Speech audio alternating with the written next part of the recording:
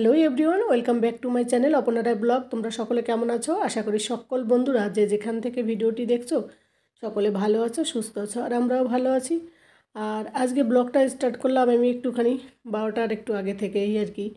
তো যাই হোক, ছেলেটার যেহেতু 11:30টায় স্কুলে ছুটি হয়, তো ওকে আনতে গিয়েছিলাম। ওকে নিয়ে এসে আসার পথে আবার একটু সবজি মার্কেটে গেলাম বাবুকে সঙ্গে নিয়েই।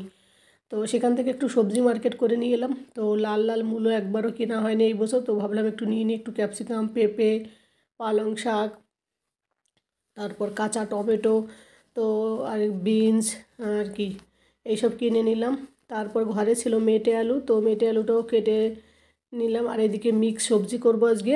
তো আমি আজকে যে একটা রেসিপি করব, হালকা করে দেখাবো রেসিপিটা, তেল ছাড়া কি করে নিরামিষ রান্না করব সেটাই তোমাদের সঙ্গে শেয়ার করব। শুনতে একটু অবাক লাগে না, যে তেল ছাড়া কি করে রান্না হবে, তেল ছাড়া রান্না করলে কি খাওয়া যাবে?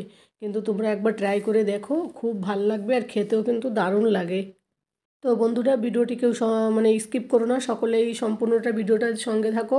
আর শুনতে খারাপ লাগলেও একবার ট্রাই করে অবশ্যই দেখো, আরেকবার বলছি। আর এদিকে দেখো, ছোটো মাছ বের করে রেখেছি, ভাজা করব। আর এদিকে আলু দিয়ে মাছের ঝোল করব। তো ছোটো মাছগুলোর আগের দিন এনেছিল, তোমাদের দেখিয়েছিলাম। তো সেইগুলো ভাজা করে দিচ্ছে। এই কারণে আমার ছেলেটা এই মাছটা ভাজা খেতে খুব পছন্দ করে, ওই কারণে। তো যাই হোক, আর অনেকে দেখবে যাদের হার্টের পেশেন্ট, তাদেরকে অনেক সময় ডক্টর বারণ করে তেল দিয়ে আর কি, বেশি কম তেলে রান্না করতে।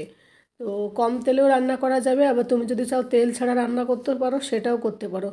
তো যার যেটা সুবিধা হবে সে সেইটা করবে। তো আমি কীভাবে করব সেটাই তোমাদের সঙ্গে শেয়ার করব। আর এইদিকে দেখো, তোমাদের সঙ্গে কথা বলতে বলতে মেটে আলু দিয়ে আর আলু দিয়ে তরকারি রান্না করব। তো এটাকে ভালো করে একটু ফ্রাই করে নিচ্ছি, যেহেতু এটা সর্ষের তেল দিয়ে রান্না করছি। এটা হচ্ছে তরকারি এমনি নর্মাল আর কি। আর তেল কম, মানে তেল ছাড়া কি করে আমি শুধু ঘি দিয়ে নিরামিষ রান্না করব সেটা আলাদা। ওই নিরামিষটা আমি বেশি খাই আর কি। বেশি তেলের জিনিস খেতে আমার ভালো লাগে না। আমি সব কিছুই খাই কম বেশি, কিন্তু তেল দিয়ে একটু কমই খাই আর কি। তো যাই হোক, তো এখন দেখো ওই আলুটা আমার একটুখানি কষানো হয়ে গেল। এবার একটু জল দিয়ে দিলাম। আর আলুর তরকারিতে জানো তো, বেশি জল দিলে খেতে বেশ ভালো লাগে, আর জলটা টেনেও নিয়ে যায় পরবর্তীতে। তো ওই কারণে একটু আমি ঝোলটা বেশি দিই, তো খেতেও বেশ ভালোই লাগে। আর আর আমার এমনিতে মিক্স সবজি খেতে খুব পছন্দ, মানে আমি খুব ভালোবাসি মিক্স, যে কোনো মানে অনেক প্রকার সবজি মিশিয়ে যদি রান্না করা হয় না, আমাকে যদি প্রতিদিন ভাত না দিয়ে কেউ প্রতিদিন নিরামিষ দেয়, আমি খুব খুশি। মাছ মাংস খেতে মানে এমন না যে মাছ মাংস ভালোবাসি না, মাছ মাংস ভালোবাসি, কিন্তু সবজিটা আমার সবথেকে ফেভারিট। খাবারের মধ্যে আমি সবজি এত পরিমাণে খাই, কেউ দেখলে অবাক হয়ে যাবে। তো যাই হোক, তো দেখো বন্ধুরা, আলুর তরকারিতে ঝোল দিয়ে তারপর ঢেকে দিলাম কিছুক্ষণ, পর ঢাকনা তুলে দেখলাম একদম কালারও চেঞ্জ হয়ে এসছে, আর আলুটাও গলে গেছে। তখন মাছ 3 পিস দিয়ে দিলাম। ভেবেছিলাম এর মধ্যে আর 1 পিস মাছ দেবো, কিন্তু ছোটো মাছ রয়েছে। বাবু বললো আর মাছ দিতে হবে না মামা, এই কটাই থাক। তো অল্প মাছ দিয়েই রান্না করছি। তো অনেকে মাছ দিয়ে খায় না, কিন্তু মাছ দিলে কী হয়, তরকারির টেস্ট একটু অন্যরকম হয়, ওই কারণে আমি একটু মাছ দিই। আর মাছটা নরম হয়, আমার ছেলেটার খেতেও সুবিধা হয়। ভাজা মাছ খায়, কিন্তু ওই কোলের মাছ, মানে চর্বি সাইডের আর কি, যে সাইডের মাছটা ওইটাই খায়, কিন্তু এই মাছটা খেতে চায় না তরকারি ছাড়া। আর আমাদের বাড়িতে ম্যাক্সিমামই তরকারির মধ্যেই আমরা মাছ দিই।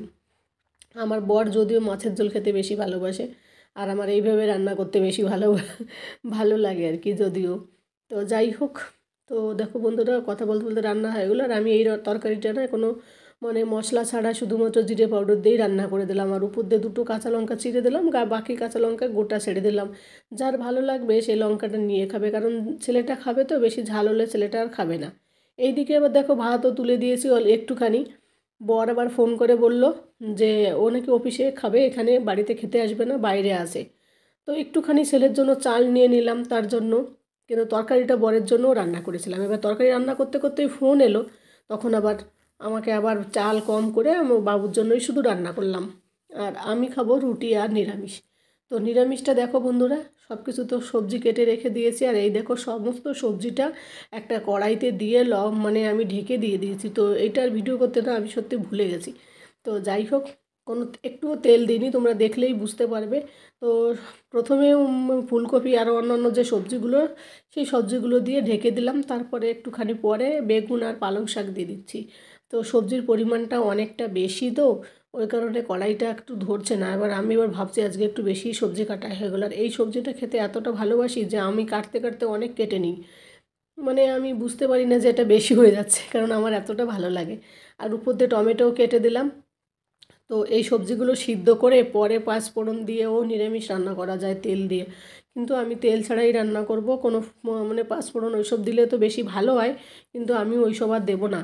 মাঝে মাঝে ওইসব দিয়েও রান্না করি, এইভাবে কড়াইতে সবজি সিদ্ধ করে রেখে দিই আলাদা, তারপরে অন্য কড়াইতে একটুখানি পাঁচফোড়ন দিয়ে একটু সরষের তেল দিয়ে ফোড়ন দিয়ে সবজিটা ঢেলে দিই, ঢেকে ঢেকে দিই, এমনিতেই রান্না হয়ে যায়, মানে কোনো জলও লাগে না। এরকম মিক্স সবজিতে যদি ঝোল না খাও তোমরা, আমি যদিও ঝোল খাই না ওই কারণে। তো দেখো আমার সবজিটা অনেকটা সিদ্ধ হয়ে যাচ্ছে, আর এদিকে আমি ছেলের জন্য, ছেলের আবার খিদে পেয়েছে, ওর জন্য তরকারি দিয়ে ভাত দিয়ে মাখিয়ে দিয়েছি চামচে করে। এবার ও খেতে গেলে একটু সময় লাগবে, কিন্তু আমি এদিকে রান্না কমপ্লিট করতে পারিনি এখনও। তো তার জন্য ওকে আগে খাইয়ে দিলাম, আর এদিকে দেখো আমার সবজি অনেকটা সিদ্ধ হয়ে গেছে। ঢেকে ঢেকে দিয়েছি তো। আর ফুলকপিগুলো একটু বড় করে কেটেছে, আমার ভালো লাগে বড় বড় করে কেটে নিলে। আর এইদিকে দেখো কিছুটা সবজি তুলে রেখে দিয়েছি, যেহেতু আমার বর খাবে যেটা, সেটা মানে আলাদা সিদ্ধ করে তুলে রেখে দিয়েছি, ওর জন্য পরে তেল দিয়ে পাঁচফোড়ন দিয়ে ফোড়ন দিয়ে আর কি ভালো করে রান্না করব। আর এইটা হচ্ছে আমার জন্য রেখেছি, এটা আমি তেল ছাড়া খাবো আর কি, আমার ভালো লাগে এটা খেতে। তো এটা ডায়েট বলতে পারো না, কারণ আমি এতটা পরিমাণ খাই, এতে ডায়েট আর হয় না, জানো তো। তো দেখো আমার সবজিটা সিদ্ধ হয়ে গেছে। এবার আমি বাড়িতে যে ঘি আছে, আমি ওই উপর দিয়ে একটুখানি 1 চামচ ঘি দিয়ে দেবো, বাস আর কিছুই লাগবে না আমার। আর কাঁচা লঙ্কা চিড়ে দেবো একটুখানি উপরে, তাতে আমার খাওয়া হয়ে যাবে। আর আমার এরকম সবজি খেতে খুব ভালো লাগে। অনেকে দেখে ভাববে এ মা কী সব খায়, কিন্তু তোমরা একবার ট্রাই করে দেখো, খেতে কিন্তু সত্যি ভালো লাগে। আর সবথেকে আর একটু টেস্ট লাগে যদি কড়াইটা, মানে অন্য কড়াইতে যদি ঘিটা দিয়ে একটুখানি ফোড়ন দিয়ে দেওয়া হয় না, আরও সুন্দর লাগে। কিন্তু আমি আর অত ঝঞ্ঝাট আর করতে গেলাম না, একা একা খাবো, যেভাবে খুশি সেভাবে রান্না করে খেয়ে নিলেই হলো। তার জন্য আর কিছু করলাম না। আর উপর দিয়ে একটু জিরে গুঁড়ো দিয়ে দিলাম, বাস। এই দেখো গরম গরম সার্ভ করে নিচ্ছি। এবার আমি চামচে করে যতক্ষণ না খাবো না আমার শান্তি হয় না। এইসব সবজি দেখলে না আমার সত্যি মুখে জল চলে আসে। আমি নিরামিষ এতটা পছন্দ করি, যেভাবেই রান্না করে, মোট কথা সিদ্ধ করে দিলেই হয়, আমার পেটে চলে যায়। এতটা পছন্দ করি আমি। তো ভাতের থেকে আমি এই সব জিনিসই বেশি পছন্দ করি। তো দেখো আমার নিজের জন্য আমি তুলে নিচ্ছি কতটা সবজি, আমি এইটা সম্পূর্ণটা খাবো। আর একটু গোটা গোটা থাকবে, চিবিয়ে চিবিয়ে খেতে আমার বেশ ভাল লাগে, ওই জন্য সবটা আমি মানে কিছু কিছু ফুলকপি গোটা রাখি এই কারণে।